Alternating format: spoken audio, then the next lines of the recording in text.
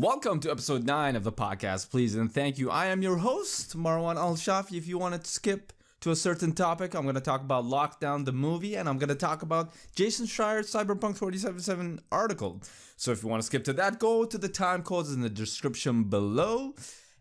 Other than that, welcome to the podcast, please and thank you. The all-inclusive podcast where I talk about all the topics and I include all the words that we talk about. I kind of messed that one up. But anyway, it is day 1542 of lockdown. I am in Ontario and we are under stay-at-home orders. That's right, so I get to stay at home all the time because that's fun. That's fun to just stay at home and not socialize. It's kind of a social need to socialize, but we can't do that right now because there's not much of people going out. There's not much going on outside of my 4 or 5 or 6 walls in my apartment. So there's not much going on outside. So I'm mostly at home, not really doing much. I'm doing the YouTubes, okay? I'm doing my 9 to 5. I'm doing the sleeping. I'm doing the food. I'm doing the meal prep. I'm trying to work out. It's extremely demotivating. So it's kind of hard to sustain the intensity in terms of working out. You know, you work out, you do a couple of sets, and you're like, oh fuck, I'm kind of bored and shit like that, and you don't really want it. You don't really feel like it. It's kind of hard, man. It's really fucking hard to motivate yourself to work out at home. When you go to the gym, it's a lot easier. You know, you're at the gym, you're just there. You're surrounded by people that are working out. It's a lot easier to work out when you're surrounded by people that are working out. You know, that's kind of just how it is. But when you're at home, it's a little bit tough, man. It's a little bit tough. It's like you're like, okay, I'm going to do like 4 exercises. I'm going to do like 4 sets of each. And then you do 1. And then you do 2, 3. And then you're like, maybe I'll just skip the last one, you know? And it's like, you're just like, if you skip it, that's the thing. If you skip it, you get to sit down on the couch. And that's like your reward. You get to sit down, or you get to eat. You get to eat food or have a protein shake. So it's like the rewards are massive for not working out, not continuing or working out. It's like very relaxing. You know, I would say maybe that's the right word. It's just very relaxing. As you can see, I haven't been doing so well with the whole stay-at-home orders. I fucking miss going out, man. I miss interacting. I miss interacting with peoples. I miss the socializing and whatnot. And I was reading an article this morning, and I think it was in the New York Times, and it was someone that was talking about like a bunch of doctors or some shit. A bunch of people did some studies with a bunch of kids, and they're saying that there's been an increase in the amount of time that kids have been spending on screen. And there's been a lot more kids spending time like reading shit on not reading shit, just watching a lot of videos, spending time on Netflix, spending time on video games, etc., because of the lockdown, because of people having to stay at home, because, you know, things are just not, the activities, the summer activities or even winter activities are just not there. So everyone's just staying at home, and they were saying like, oh, you know, it's not good for the children. It's not good for the children. And I was just thinking when I read just the headline alone, I was just thinking, yeah, no shit, man. I mean, what else is there to do when you're a fucking 14 or 15-year-old? It's just, you're just sitting at home all the time, sitting at home. What are you going to do? You're just going to get on the fucking Netflixes, the YouTubes, you're going to play video games, because that's what's there to do when you're a kid. You don't really, you know, there are the exceptional kids that out there that are like creating shit and making stuff, which is super cool. But the reality is, for most people, they're just going to stay at home and just do nothing or just play video games and watch movies and shit. And when I was reading the article, they were just talking about how terrible this is, and they were mentioning some moms and parents that were like restricting their time on the Wi-Fi, restricting their time playing video games, and it didn't make any fucking sense to me, man. It's like, yeah, I get it, it's not my kid, okay, I don't have kids, don't even think I even want them, but it's like, dude, your kids got nothing else to do. What else do you think is gonna happen? They're just gonna fucking play video games all day. And they're like these parents are trying to restrict their time on their Wi-Fi, and I'm just like, and they're like very concerned that they're gonna get addicted. And it's like, dude, the thing is, once things open back up, once we get to some sort of normal, the kids are gonna start going out and they're gonna start meeting their friends. They're gonna start, doing hangouts and shit, and they're just gonna go back to normal. That's just how it is. But who cares what I think, because I don't have kids. I am gonna talk about the movie Lockdown. So it's a movie that's a romantic comedy, and it's sort of a heist film. Not exactly. I don't think they did a great job with the heist part of the film, but it's sort of a heist film. It's more of a comedy, romantic comedy, directed by Doug Liman, who also directed Edge of Tomorrow, which is one of my favorite movies. You should check that out if you haven't. It's Tom Cruise's Edge of Tomorrow. Excellent movie, amazing. If you haven't watched it, you gotta watch it, and if you have watched it, you should watch it again, because it's fucking great. He also directed Mr. and Mrs. Smith and a bunch of other movies, but those were the two ones that popped out for me, and I was like, oh, yo, that's sick. Mr. and Mrs. Smith guy. But anyway, the movie Lockdown is starring Anne Hathaway and Chiwetel Ejiofor. I have a hard time pronouncing that name. It's a very hard name to pronounce.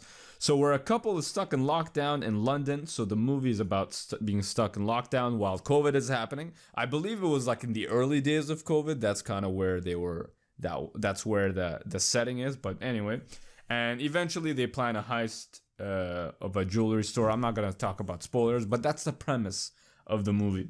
The movie was shot over 18 days with a $10 million budget, which apparently the budget started at $3 million and it went up to $10 million somehow, which is very surprising. But anyway, it's a very interesting movie because it's very, very good. I highly recommend it. It hasn't been getting the best reviews from some people. I didn't quite understand. Like I was very excited to see what other people thought, because I thought it was so awesome, and I was planning on talking about it on the podcast regardless of whether or not it was good or bad. But I was happy that I decided to watch it before reading reviews, because normally what I would do is I would read a review or read a bunch of reviews and see what the general consensus is for a movie, and then I would decide whether or not to check it out.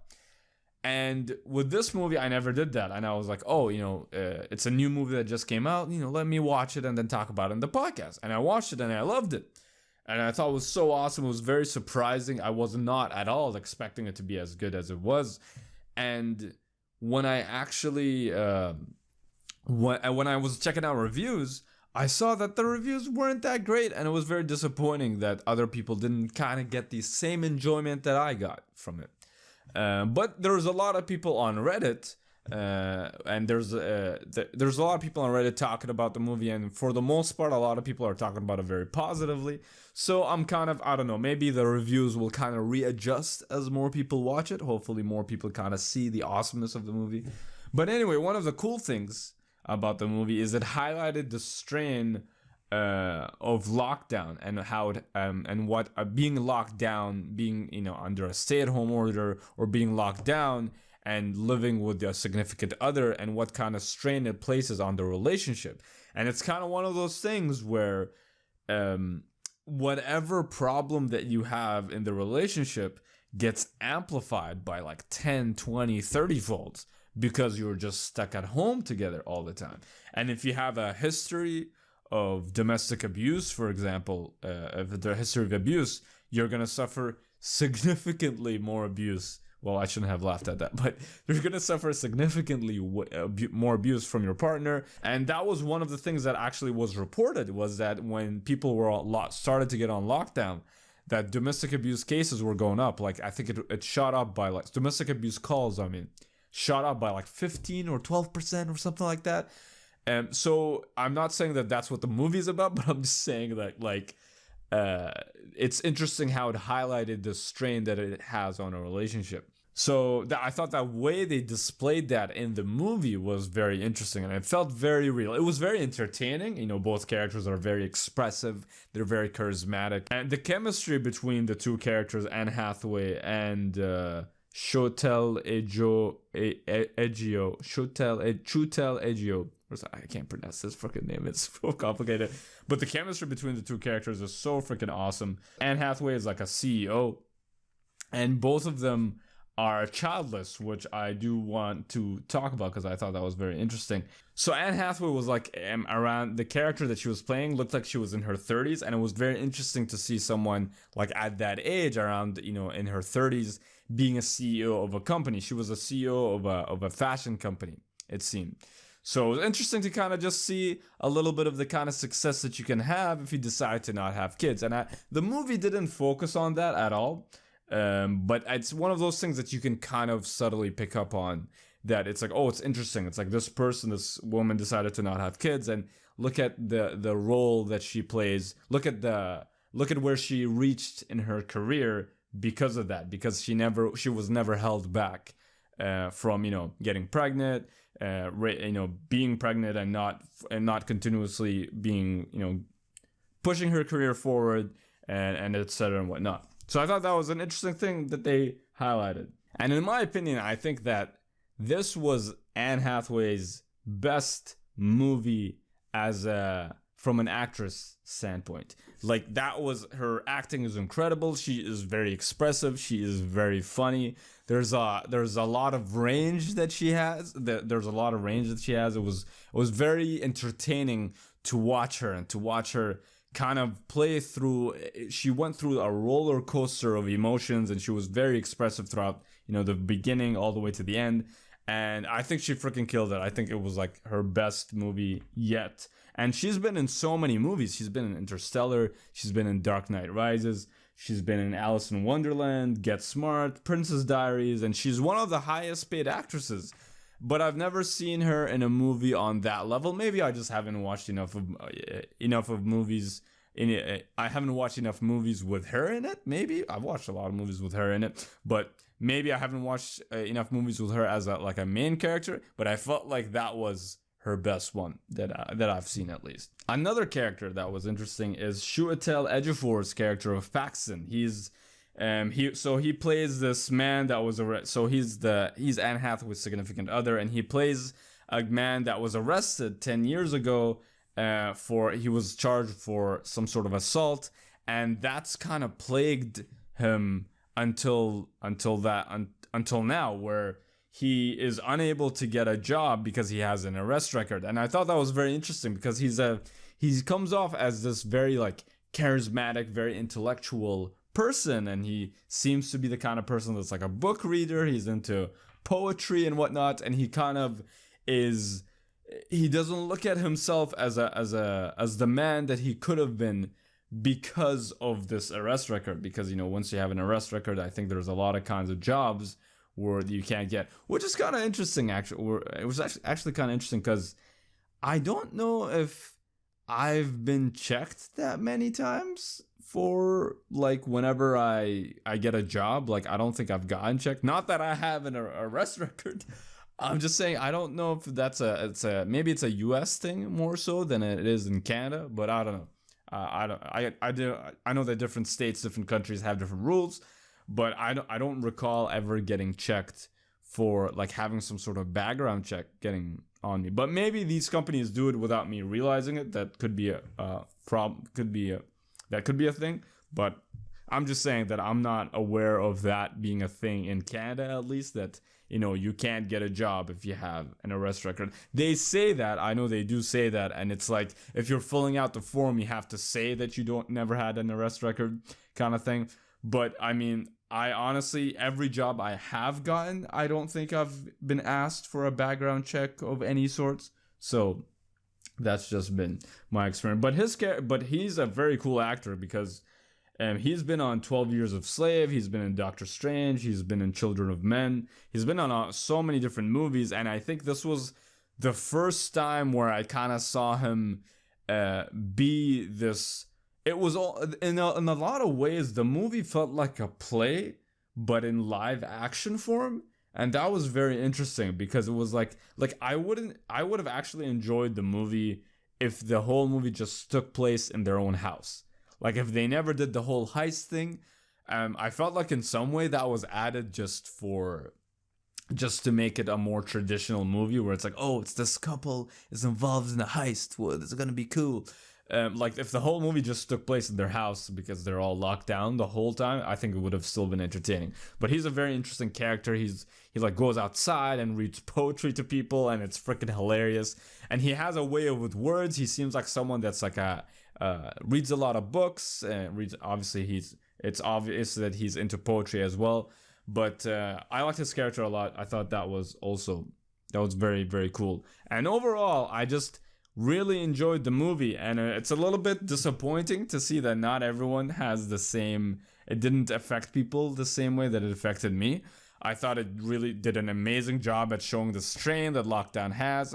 I thought it was cool to see these two characters and their chemistry together. Like, I'd love to see them in future movies as well, and hopefully this is not the last time we see these two characters together. They seem to work super well, and anything that I say beyond this, I think would get into spoilatory, so I think I'll just leave it at that. I definitely highly recommend watching this. Judging from the reviews, I guess it's not everyone's cup of tea. Normally, I would just recommend it to everybody, but hey, maybe you won't like it, but I fucking loved it, man. It was awesome. So, I want to talk about Jason Schreier's recent article in Bloomberg.com called Inside Cyberpunk 2077's Disastrous Launch. So if you don't know, Cyberpunk 2077 is a game created by the studio CD Projekt Red, who is popular for making a game called The Witcher 3 in particular, which was their biggest hit, and it sold over 20 million copies in a ridiculous game. So they're working on a game. They made a game called Cyberpunk 2077. So, thanks to pre-orders, the game sold over 13 million copies in 10 days. That's 13 million times $60, just to understand how much money these guys made. So, at one point, the company behind the game, CD Projekt Red, so these guys are based in Poland, and at one point, they were the most valuable company in Poland. That's how successful The Witcher 3 has been for them. And and a lot of people, because of the success of The Witcher 3, a lot of people were super pumped for Cyberpunk 2077. Unfortunately, the game, I've talked about this in a previous video, but I'll kind of just give a quick summary before I get into the article. The game released recently, and it was extremely, extremely buggy. It was extremely buggy, it had missing features, and it was borderline unplayable on consoles, on the PlayStation 4 and Xbox One. It was playable on PC. It was extremely buggy, but still playable. But it was borderline unplayable on the PlayStation 4 and Xbox One. And they got a lot of shit for that. And it was so bad.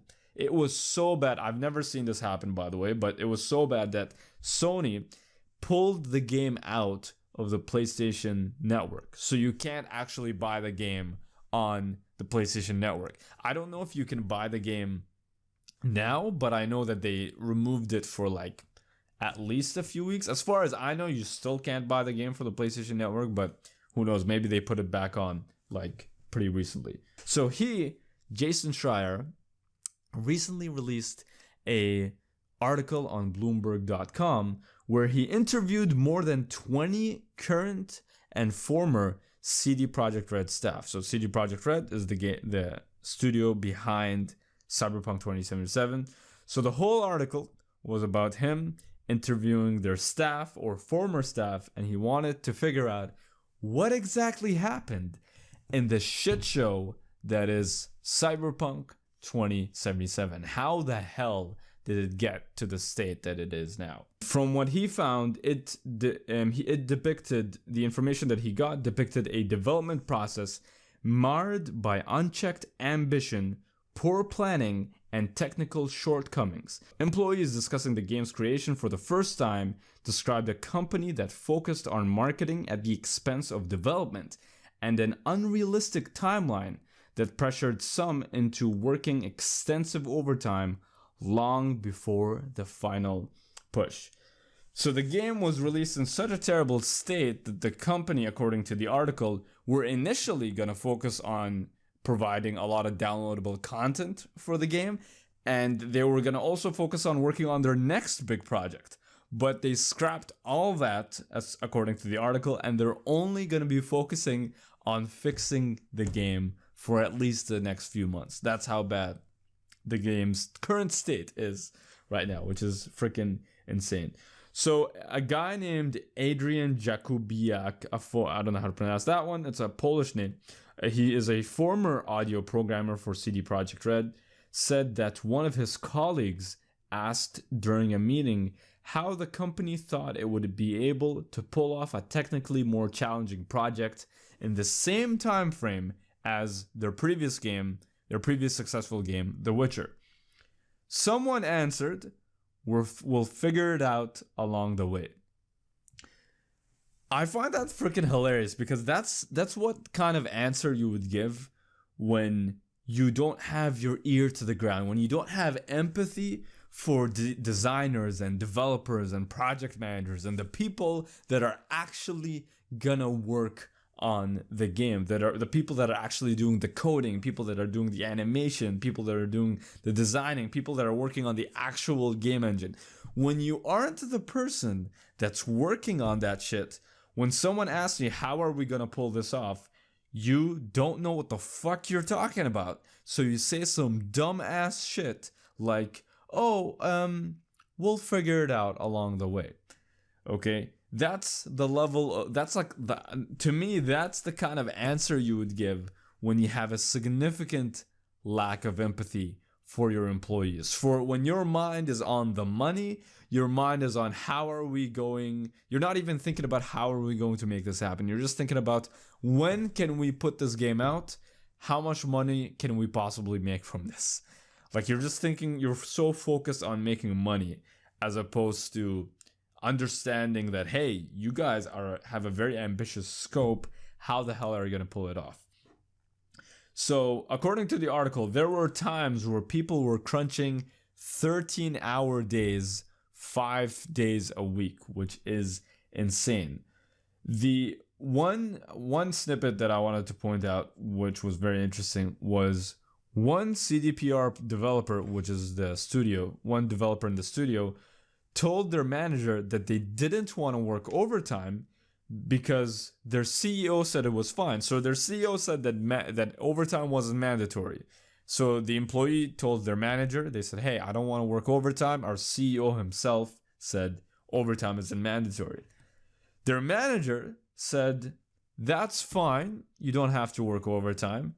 But if you don't, your coworkers are going to have to put in the extra hours. And apparently multiple developers shared that story, which is freaking insane. You imagine you're like, hey, I don't want to put in 60-hour weeks. I want to kind of stick into the 40-hour weeks, which is already a lot. I still think 40 hours a week is an insane amount of time. Like, I think like it would make more sense if we had 6-hour days to work. I think we would be a lot more focused and we would get a lot more done. But I don't know, for some fucking weird reason, our mindset is stuck in these old ways where we think we need to get 8 hours a day out of people, and you're not going to get 8 hours a day, 8 hours of productivity. I think it was the CEO of Shopify. I read this somewhere. I think it was the CEO of Shopify that said that, which is a very big company if you're not aware of it, and that he expects 4 hours of productivity from every employee. So 4 hours. So even the CEO of a big company doesn't expect 8 hours of actual work. He expects 4 hours, half the time of actual productive work. So that's the thing, man. That's the thing. I don't understand these kind of projects and these kind of stories.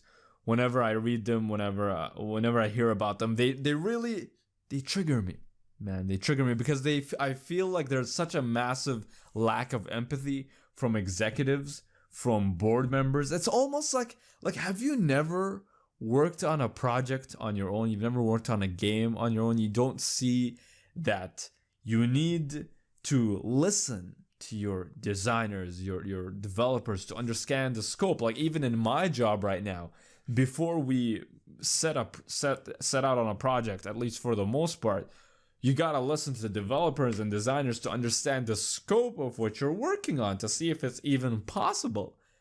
So it's so crazy to me to think that these guys are on such a high on the success of their previous project, The Witcher, that they're like, oh, we can do anything, guys. We made The Witcher. We can do anything. And it's like, no, dude, there's always going to be technical limitations. And it's one thing that I didn't mention, I think I forgot to mention this, is that according to the article, their developers, their team, actually said that the game is going to be ready by 2022. So this game got released in 2019 November. And according to the developers and designers and the team behind the game, they think the game was only going to be ready in 2022. So that's how rushed this development is. That's why it ended up being the shit show that it is. I can go on a rant with this shit for a very long time, but I think I'm going to end it on this note. Thank you guys for joining. Peace out.